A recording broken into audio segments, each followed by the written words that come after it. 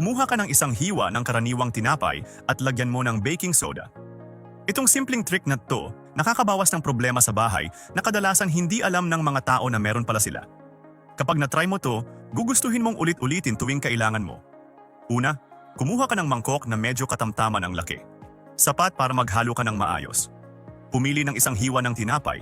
Kung medyo luma o tuyo na, mas maganda. Mas magaling sumipsip ng sangkap ang tuyong tinapay at yan mismo ang gusto natin. Paghati-hatiin mo ang tinapay sa maliliit na piraso para mas madali haluin. Ngayon, ilagay ang pangunahing sangkap, isang buong kutsara ng baking soda. Ito ang sikreto ng buong proseso. At habang nandito ka, mag-comment ka na nga kung taga-saan ka nanonood. Gusto kong malaman hanggang saan aabot ang tip na to. Sunod, magdagdag ng isang malaking kutsara ng toothpaste. Kahit anong brand o klase, basta may fluoride at menthol.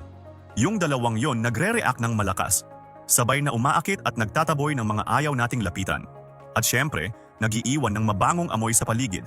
Ngayon naman, oras na para maglagay ng isang kutsara ng asukal. Kahit parang walang koneksyon, mahalaga talaga ito para gumana ang halo. Tinutulungan ng asukal na mag-focus ang reaksyon at mas gumana ng maayos ang ibang sangkap.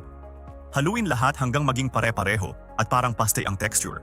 Mag-comment ng oo kung itatry mo tong tip na to sa bahay mo.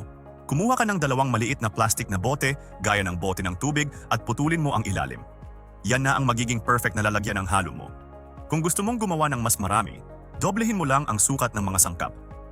Lagyan mo ng magandang dami sa bawat bote at ilagay sa tamang lugar, sa likod ng basurahan, sa ilalim ng lababo, sa mga sulok ng banyo, sa tabi ng inidoro at sa loob ng mga cabinet. Lalo na sa mga lugar na minsan mo nang nakita, ang mga hindi ka nais-nais na bisita na ayaw ng kahit sino. Ang kombinasyong ito, sobrang talino. Inaakit ng asukal at tinapay, habang ang baking soda at toothpaste naman ang kumikilos. Walang matapang na amoy, walang kemikal, at halos walang gastos. Bigyan mo nga ng score mula 0 hanggang 10 sa comments. Gusto kong malaman kung gumana rin sa iyo. Ang maganda pa, natural itong recipe. Ligtas sa bahay kahit may bata o alagang hayop, at halos libre lang gawin. Hindi tulad ng mga produktong puno ng kemikal, dito gumagamit tayo ng mga simpleng sangkap na mura, pero epektibo. Simula nang gamitin ko ang trick na, to, mas malinis na talaga ang bahay ko.